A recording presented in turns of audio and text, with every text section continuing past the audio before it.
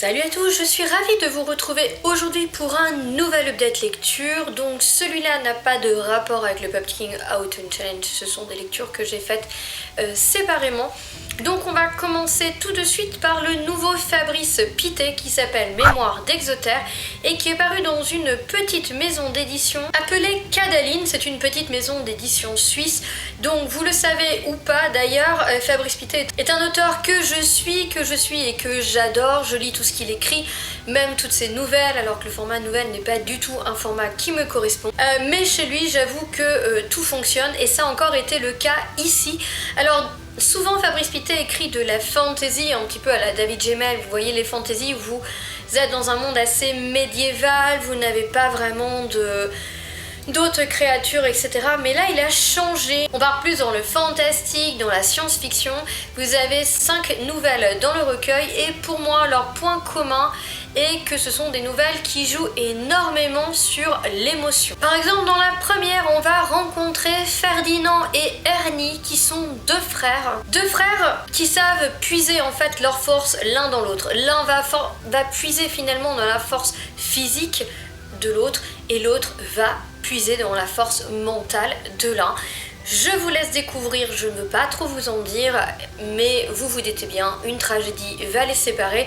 Je vous avoue que c'est la première et elle m'a carrément pris aux tripes, elle était vraiment belle. Elle m'a fait penser à un livre de Sarah Crossan, je ne vous dirai pas lequel parce que voilà, je ne veux pas trop vous en dire et vous donner trop d'indices, mais honnêtement c'était beau et c'était très émouvant. Dans la deuxième nouvelle, nous allons rencontrer les Golshim qui sont un peuple du désert, des nomades à la peau d'ébène. Mais nous allons rencontrer un des guerriers qui s'appelle Bessimtor, je crois, qui va avoir un enfant à la peau laiteuse et en plus la mère va décéder, il va se retrouver tout seul avec cet enfant qui ne ressemble pas aux autres et il faut l'avouer qu'il va être complètement rejeté par le clan de Bessimtor. Ça va aller très très loin et en fait dans cette nouvelle, on va parler de la différence, on va parler aussi de tous les excès qu'on veut mettre en place, je dirais quelquefois sous prétexte d'égalité où on va aller trop loin.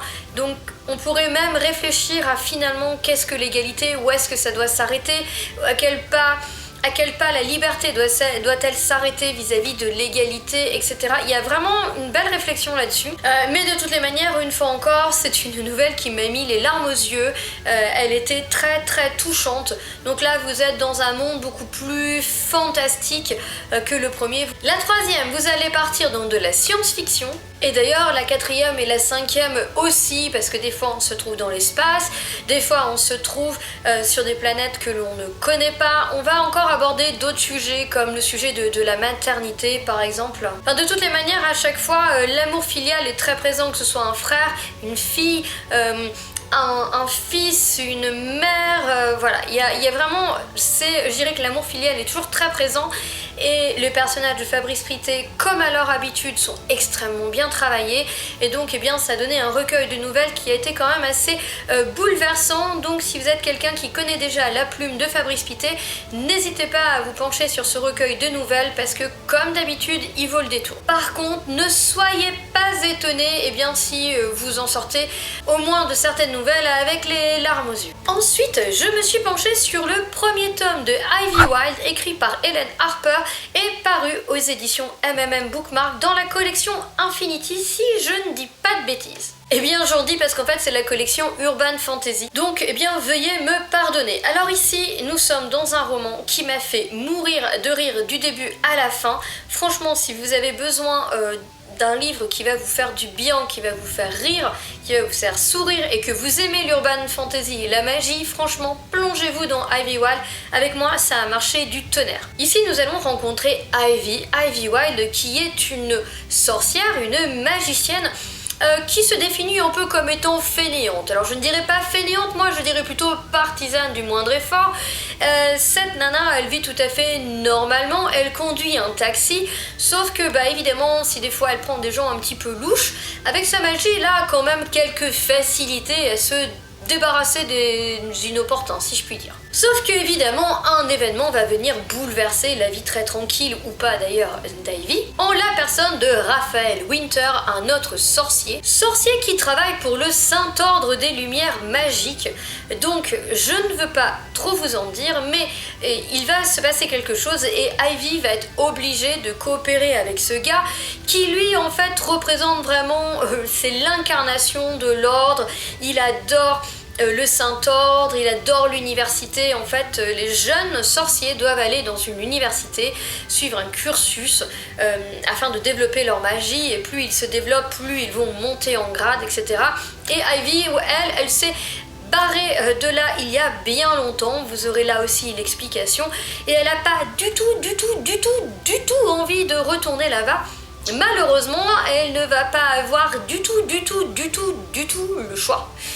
Et donc on va suivre toutes ces aventures et ces mésaventures, sa coopération forcée avec Winter qui est quand même hyper connue, que tout le monde respecte, et elle, ça la met super mal à l'aise parce que quand elle retourne à l'université, les gens la reconnaissent, la fille qui a quitté l'université. Ils n'ont pas forcément une super bonne image d'elle, et donc elle se sent pas trop à sa place, mais au fur et à mesure elle va devoir enquêter, et au fur et à mesure on va découvrir un peu qui est Ivy, quelles sont ses capacités, etc. C'est vraiment très drôle. Le personnage, je vous dis, il est vraiment travaillé, il est drôle, il m'a fait mourir de rire, c'était vraiment excellent du début à la fin. Parce que malgré le fait que beaucoup de choses soient mises sur l'humour, on n'en oublie pas le scénario. Alors ici, non, vous n'avez pas qu'une bête romance entre Winter et Ivy. D'ailleurs, vous n'avez pas de romance entre Winter et Ivy. Et ça, c'est plutôt sympa. Elle n'est pas tombée dans cette facilité-là. En tout cas, pas pour l'instant. Mais elle a mis un peu plus de piquant, et franchement c'est drôle. Mais il va se passer énormément de choses, ils vont devoir enquêter là-bas, comme je vous l'ai dit, elle va être obligée d'enquêter. On va voler en fait des sortes d'artefacts magiques très importants, etc. Ils vont se demander pourquoi, il va y avoir des meurtres. Bref, le scénario n'a pas été laissé en plan, et pour ça j'ai vraiment adoré. Je me suis donc procuré le tome 2. Je ne l'ai pas commencé simplement parce que j'essaye d'avancer un peu le Pumpkin Autumn Challenge, mais c'est génial. Franchement, c'est une série que je découvre avec bonheur, et je pense d'ailleurs que je mettrai le tome 2 dans ma palle du Cold Winter Challenge, c'est certain. Je voudrais ensuite vous parler d'un roman où, une fois encore, on va changer de genre avec Three Sisters sur la route des légendes, écrit par Laetitia Mariller, et c'est une auto-édition. Alors, j'ai oublié de préciser, ce tome est un tome 2.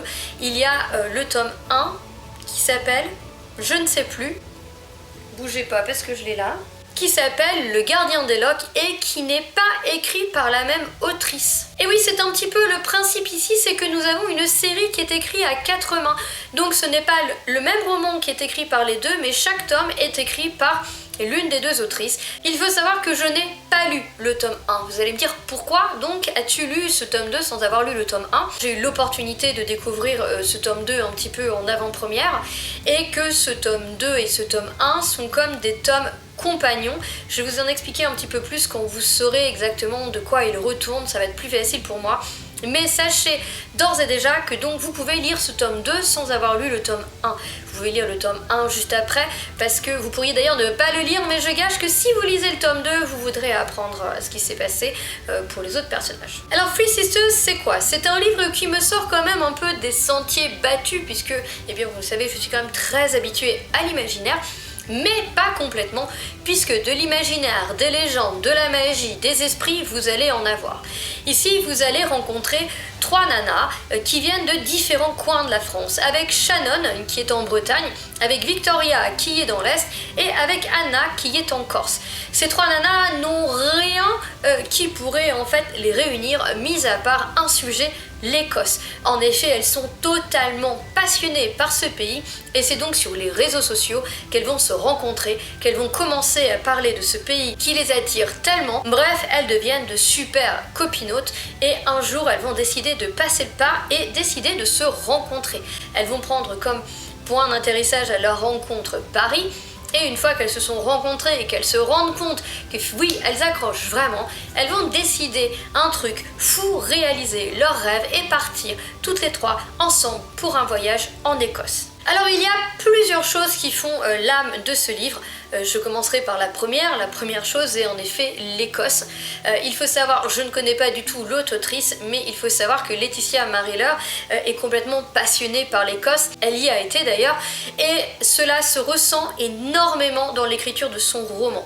J'ai visité l'Écosse, j'y ai passé un mois, j'avais ma voiture, j'ai fait à peu près les 4 coins de l'Écosse. Je dormais où je trouvais à dormir, que ce soit dans un hôtel ou dans la voiture. J'ai essayé d'en découvrir un maximum. Ça a été un voyage génial et je peux vous dire que quand Laetitia vous reparle de l'Écosse, ça vous replonge directement dedans. J'avais tous les souvenirs du voyage qui sont remontés.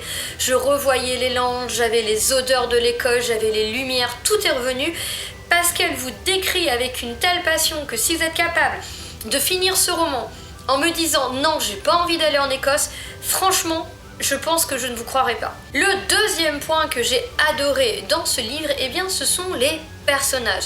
Vous avez les 3 nanas qui sont très différentes et donc en fait, c'est là où je vais vous expliquer pourquoi les tomes sont indépendants.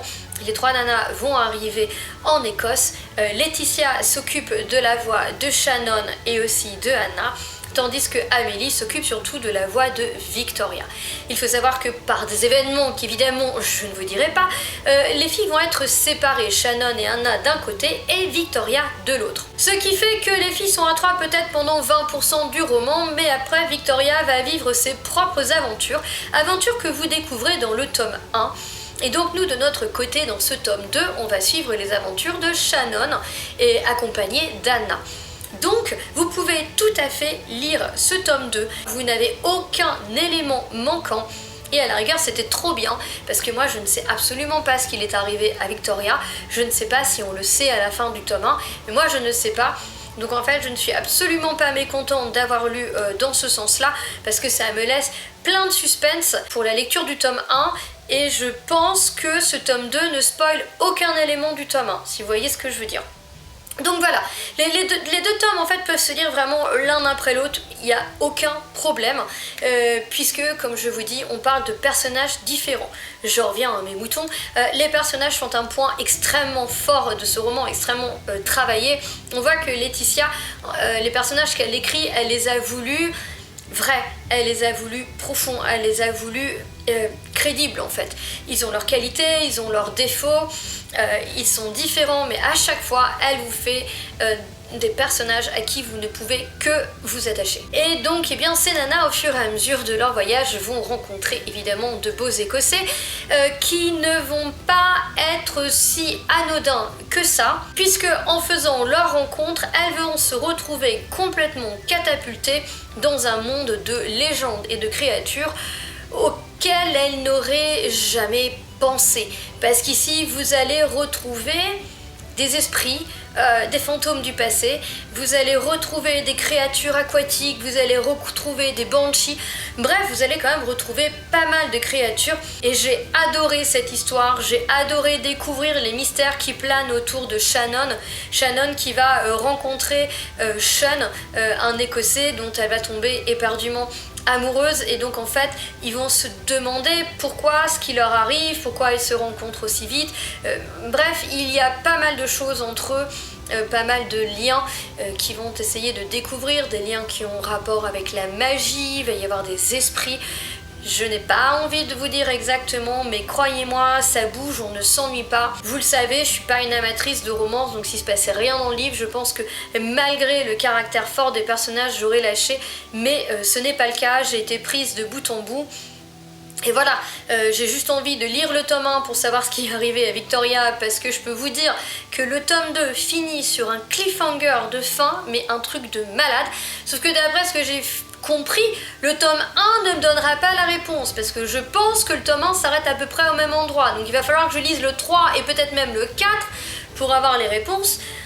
Ça va être hyper dur d'attendre, mais je vais prendre mon mal en patience. En tout cas, si vous aimez les superbes histoires d'amitié, ou les romances, ou simplement que vous êtes passionné d'Écosse, ou que vous aimez tout ce qui a rapport aux mythes, aux légendes, à la magie, n'hésitez pas. Ce n'est pas un roman purement fantastique. Vous avez vraiment cette touche de magie qui arrive dans le roman, elle est très présente, mais ce n'est pas le fondement même. Elle partage l'affiche avec les personnages et la romance, mais c'est extrêmement bien dosé. À aucun moment la romance ne prend trop d'importance, à aucun moment le fantastique fait de l'ombre à cette romance.